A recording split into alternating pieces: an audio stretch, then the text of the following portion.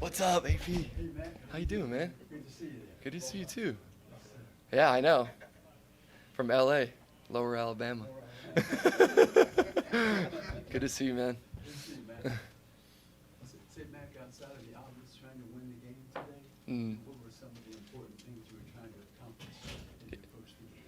Yeah, really, I've worked a lot on my mindset this off season, and obviously, when you're having your first start, you're gonna have a couple nerves, but just working through those. And once I finally got into a rhythm, and I felt like the line did a great job blocking for me, and when they do that, I know I can sit in there and let it fly. So definitely things to clean up, but really proud of the guys at defense, special teams, and I definitely had a plan coming in, and I'm gonna learn from the mistakes I made and then fix them, and that's all you can do. You got to start somewhere. So.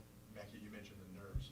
How did those kind of manifest? How did you work through it? Yeah. Play some snaps. Yeah, exactly. I think it's just like not making it bigger than it is, and like sometimes when you have them, like you fight them, but like you can't really do that. You just got to let them come and figure out how to work through it, and a lot of it's just breathing and slowing down your pulse. And obviously worked on that this off season, and got to continue to grow in that area. But really, the guys around me, like Trent, came up to me. He's like, "You're good, dude. Just go out there and hoop." And I was like, "I got you. I can go hoop." And then once he said that, I was like, "All right, let's play ball." So that was kind of cool. Was there a completion or a run or something that were you like, okay, I feel like I'm locked in now? Honestly, just like the first series, I just felt like I could have done a better job, starting and finishing, to be honest. And then everything in between, like I felt like pretty rhythmic and stuff. But I know there's going to be things I missed on tape, like I already know. And like Mick Lombardi did a good job on the sideline. He's like, just stay in it. You're good. Like we're going to win this. And he knows me really well, so like he knows I need to be like tunnel vision and just focus on my job and let everything else take care of itself. How important was that drive? Can you take us through the touchdown of Juwan and like Yeah. whether you practiced that, whether you saw it develop during the game, how did it come about? Yeah, I mean, Kyle, that's one of Kyle's favorite plays, and we always have it in the game plan, and they gave us a different look than what we were kind of thinking. And Juwan just had a drive-by and just caught it, and I just looked to the left a little bit, moved the backer, and then threw it, and then he took it to the house. But he did a great job, obviously playing through some stuff, and love those guys' effort and energy out there today. You looked to the left a little bit. It was not a no-look pass. I don't know. I'll have to watch the tape. Get that TV copy going. One eye.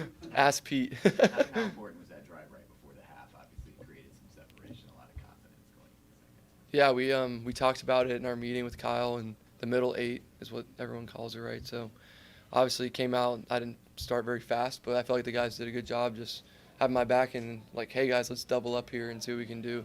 So we definitely got a touchdown on that drive and kind of got the rhythm going. And then coming out at half, just like we really wanted to go down there and score, obviously, but I had a little fumble there, and I just took too long to throw it. So it's not on the offensive line, like it's my fault. So I got to learn from that and just get rid of the ball and try and just get a field goal or a touchdown on that drive.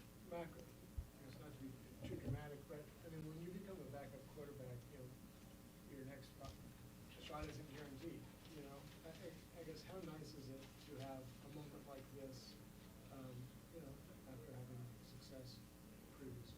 Yeah, I think I know I can play really well, and I know this organization and team has really done a good job just trying to get me on track, and I got a long way to go, and it's just one game, right? And it's good to just kind of feel a little bit of confidence again, and just got to carry that to the next week. And I mean, it's just like I said, it's one game. If you lose it or win it, it shouldn't matter. Your process should stay the same, and that's what I'm going to do.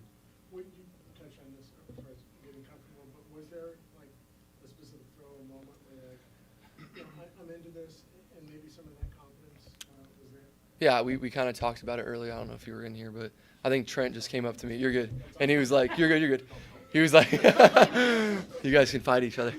But Trent just came up to me. He's like, just go hoop, dude. Like, go make plays. And I was like, all right, if Trent Williams can say that, then I can do it. So that kind of just got me calmed down a little bit. You also had a scramble with juke a guy and lowered your shoulder. I mean, how do you balance being aggressive with, like, the season depends on you being healthy? Yeah, I mean, like last week when Brock would run, like same thing. I'm like, get down, and Adrian came up to me. He's like, dude, you gotta get down, like stop running like that. But I'm very competitive, and yeah, I mean, I just saw him overcommitting and cut back. But there's a lot of things I can work on, so I don't have to run the ball and get it to the guys who can actually make plays. I think all three of your touchdowns came on third down. You also had some other long third down conversions. Yeah. What was working so well on third down? That's one of the things I wanted to focus on, and because like first and second down in the NFL, like it's tough, right? You got really good players on everywhere, and third down's like the money down. So you just have to be locked in, and it doesn't matter what happened on the first 2 plays. Like, you're in 3rd down for a reason, and you just got to try and run the play that's called. So I feel like we did a good job of that. What kind of interaction did you have with Brock today? It was good. Yeah, Brock was awesome. He's helped me all week, and he's doing a good job rehabbing, and he just he knows how it is out there. He's like, you're doing great. Just keep ripping it, and that's what it's all about. And I'm just trying to go out there and help the team however I can for down the road. Last time we were talking about the breathing exercises you did in the off-season. Was that for meditation or what was that? Yeah, it's just they provide that from our team, and it's really cool, and I've just really bought into it and focused on it and done it every day since I've gotten here. So I feel like it's helped, but obviously got to continue with it and learn and keep doing it. Cool. Thank you. All that breathing paid off. I don't know how much you get to watch the offense during the game, but were you aware of how Mac's performing? What were your thoughts on it? No, I'm absolutely dialed into what the offense is doing. I mean, he made such big plays in this game to keep our offense in it, and of course, it's a group effort on that side, offensive line, skilled players who are touching the football. I know they obviously, want that fumble back, but all around to put up 26 points, that's going to be winning football for us every week. Fred, how big is it for this team to go out and win the first 2 games on the road? It's huge. I can't, really express how big that last week's win was to get us going, to be 1-0 in the division and on the road to start the year with a lot of young guys.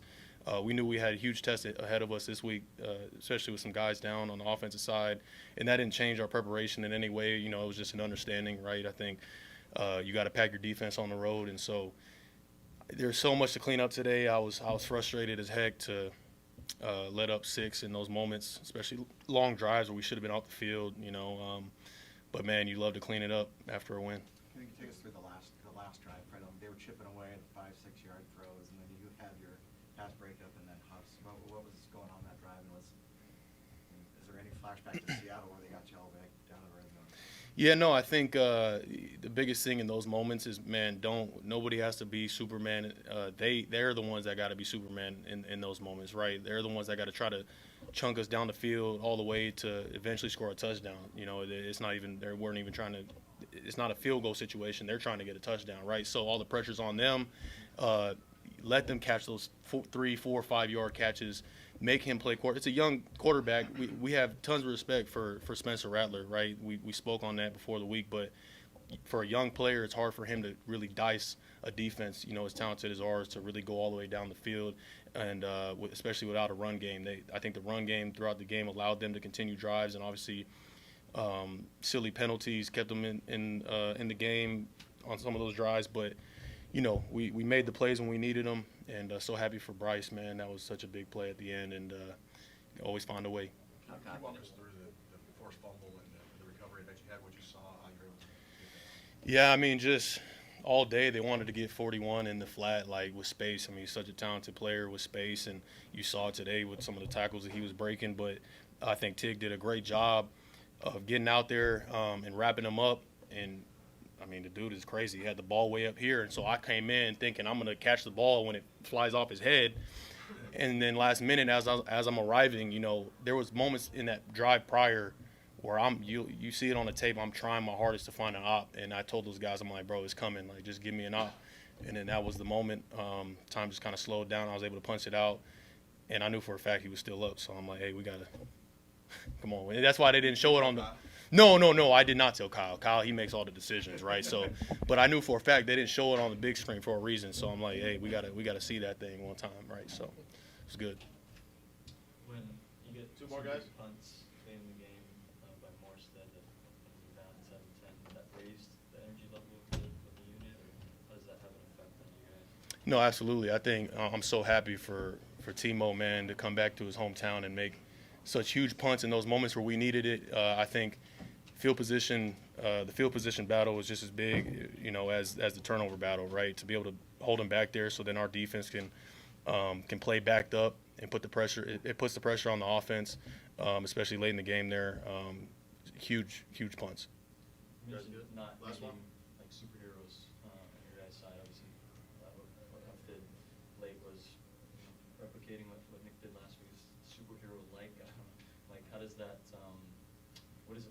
see it from your vantage point on that kind of play? Yeah, I mean, we got talent all over the field, man. It's about everybody just doing their 111, dominating their one-on-one. And in those moments, you know, obviously it's just about even more so just being so dialed in on your one-on-one and dominating that. And you got closers like Nick Bosa and Bryce Huff and all these guys. We're only going to continue to get better, so excited. Thanks, guys. Thanks, guys. Christian's right here.